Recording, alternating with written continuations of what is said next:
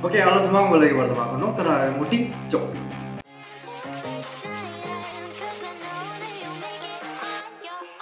Oke, sesuai judul aku mau membahas tentang series Loki episode kedua. Ya udah, tanpa banyak bacot lagi, kita langsung saja ke pembahasan yang pertama. Yang pertama, TVA punya batasan kekuatan. Di episode kedua ini, pertanyaanku di episode pertama itu langsung kejawab, yaitu adalah tentang si TVA ini, mereka ini siapa sebenarnya dan seberapa powerful mereka ini sebenarnya.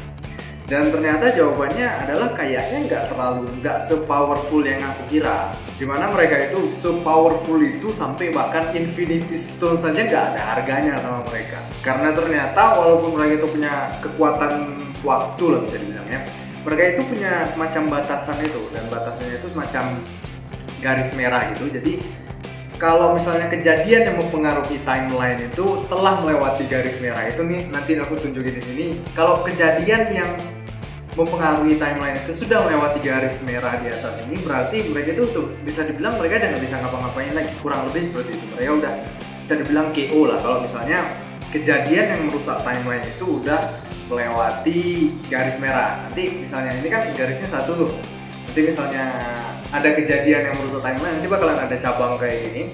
Nah, kalau cabangnya ini udah melewati garis merah yang di atas, nah di situ mereka udah kayak udah sulit lah istilahnya, bisa dibilang udah KO sih sebenarnya. Mereka udah nggak bisa berbuat apa-apa, kurang lebih seperti itu dari pemahamanku yang sekarang.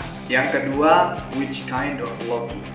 Hal lain yang menjawab pertanyaanku di video pertama itu adalah ternyata emang Loki jahat ini bukan Loki yang kita kenal. Ternyata ada banyak Loki, ada banyak varian Loki. Dan ternyata teoriku tentang Loki yang jahat ini adalah bukan Loki yang kita kenal itu ternyata benar. Terus akhirnya malah menimbulkan pertanyaan baru. Karena ada beberapa jenis atau varian Loki, berarti kan seharusnya ada beberapa timeline dong, nggak cuma ada satu timeline. Dan ini alternate timeline-nya itu bisa dibilang berbeda lah sama alternate timeline yang ada di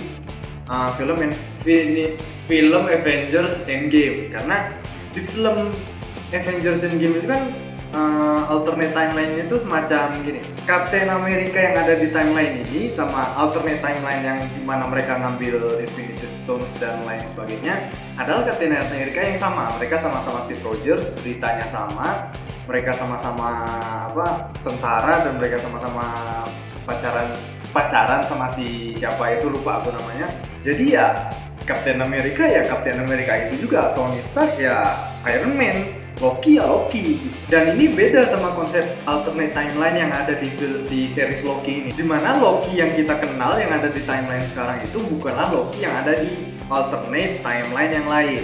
Di episode ini diperlihatkan bahwa Loki itu variannya banyak. Kayaknya bukan cuma Loki, sebenarnya ada orang lain juga. Cuman yang di sini yang diperlihatkan si Loki, dimana ada Loki yang kalau nggak salah dia itu menjadi atlet balap sepeda. Ada Loki yang kurang lebih seperti monster. Ada Loki yang menjadi lebih bertanduk, ada Loki yang menjadi pakaiannya serba hijau dan lain sebagainya. Ini kan seharusnya menunjukkan bahwa memang ada alternate timeline di MCU ini, dimana nggak cuma Loki, nggak cuma varian Loki, tapi ada kayak alternate world atau alternate timeline gitu. Dimana kalau nggak salah itu sering dipakai di komik DC ataupun komik Marvel. Dimana sejauh yang aku tahu, walaupun aku nggak baca komiknya, ada beberapa jenis varian superhero dan ada beberapa jenis varian bumi gitu. Kayak misal di Earth 999 itu Spider-Man itu justru bukan superhero, dia malah super villain gitu. Atau di Earth misal Earth 666, si orang tua Tony itu nggak meninggal, jadi dia nggak menjadi Iron Man, dia tetap menjadi anak miliarder lah yang jenius.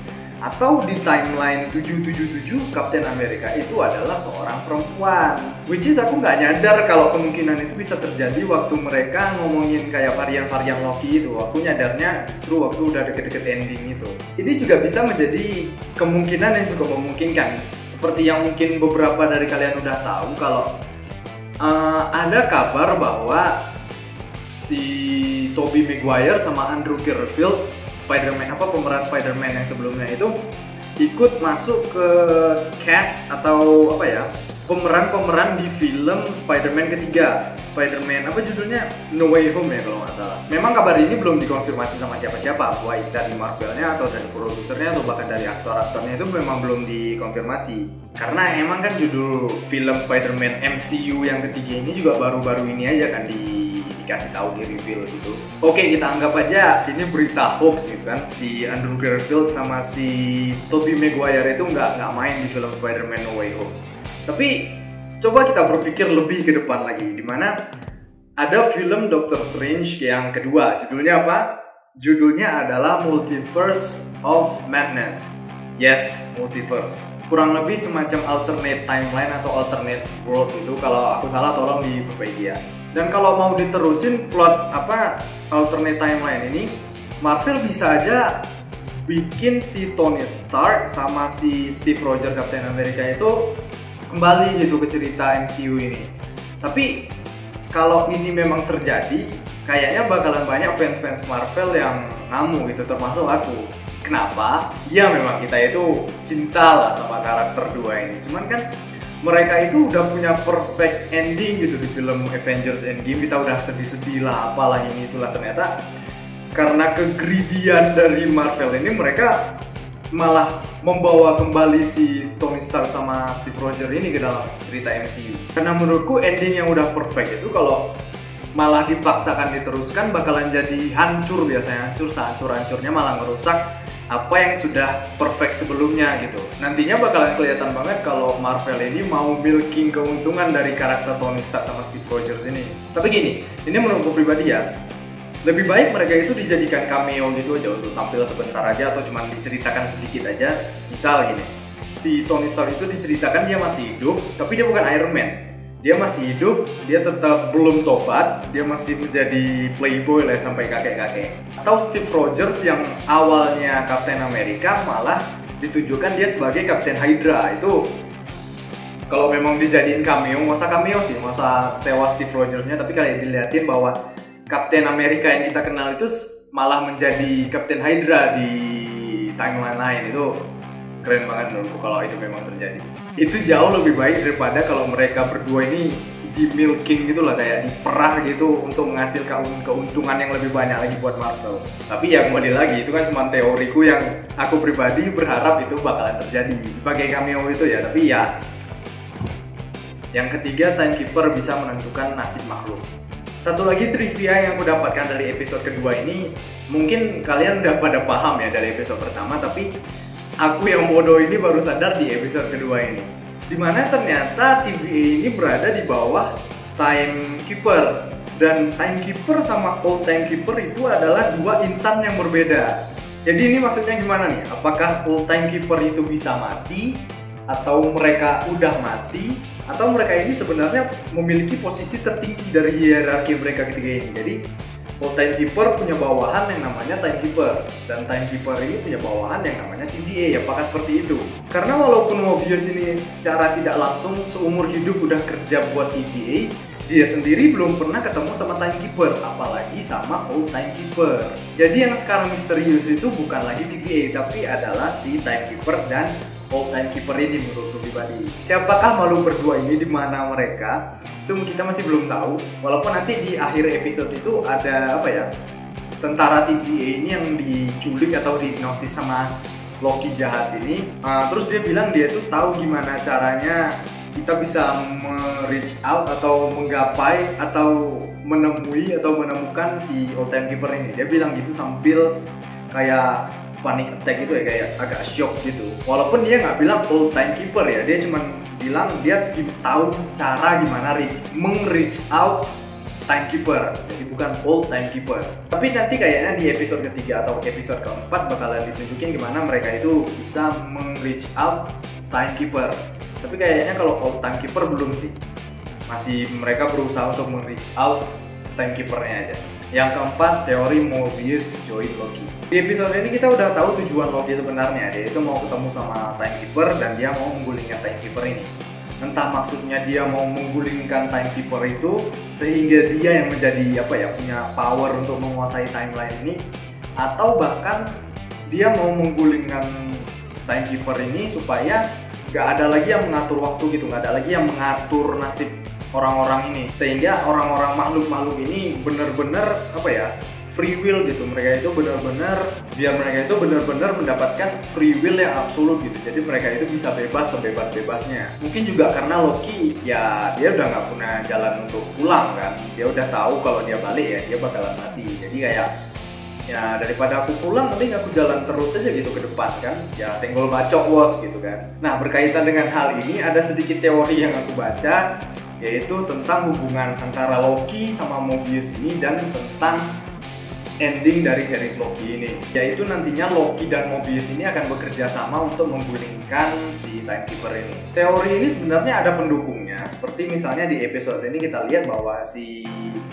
Mobius ini nggak pernah sama sekali ngelihat si Timekeeper ini. Terus dia juga sempat di speak iblis sama Loki tentang kayak semacam apa ya, adu filsafat gitulah tentang keberadaan Timekeeper ini yang menurut Loki itu cukup konyol. Terus juga diperlihatkan kalau sebenarnya Mobius ini suka sama jet ski, tapi dia itu nggak bisa mencoba menaiki jet ski karena dia takut bakalan merusak timeline. Aku pribadi agak ragu sih kalau memang scene ini tuh cuman dibuat sebagai scene sebagai scene pelengkap aja. Kalau menurutku pribadi kayaknya ada sesuatu di balik ini, dimana ketertarikan dia terhadap jet ski ini kayak membuat dia terkekang dari Timekeeper ini. Nanti dia menggunakan jet ski ini sebagai alasan dia untuk join Loki gitu. Tapi ya kembali lagi, kita sebagai manusia hanya bisa berteori gitu.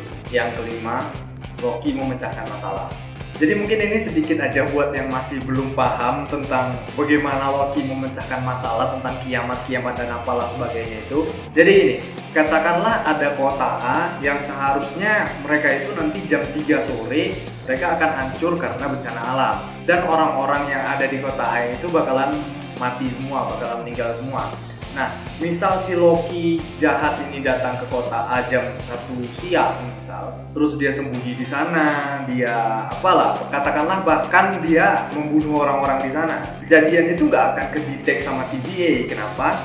Karena memang udah kodratnya orang-orang di sana itu mati gitu. Udah kodratnya orang-orang di sana dan kota itu bakalan hancur gitu. Jadi apapun yang dilakukan Loki di sana, ujung-ujungnya outcome-nya ya mereka tetap bakalan mati gitu. Jadi nggak akan berpengaruh ke timeline. Di situ Loki itu sembunyi gitu, makanya nggak kedetek sama TVA.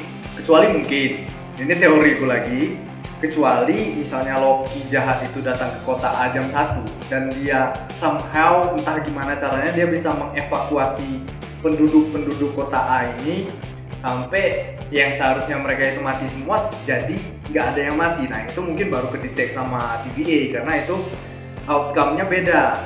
Kalau Loki bunuh orang atau dia sembunyi di situ kan outcome-nya sama, kota A itu tetap hancur dan orang-orangnya tetap mati. Tapi kalau Loki berhasil mengevakuasi mereka itu kan outcome-nya ya mereka selamat, kotanya aja yang hancur. Itu yang mungkin bisa buat keberadaan Loki ini kedetek sama TVA.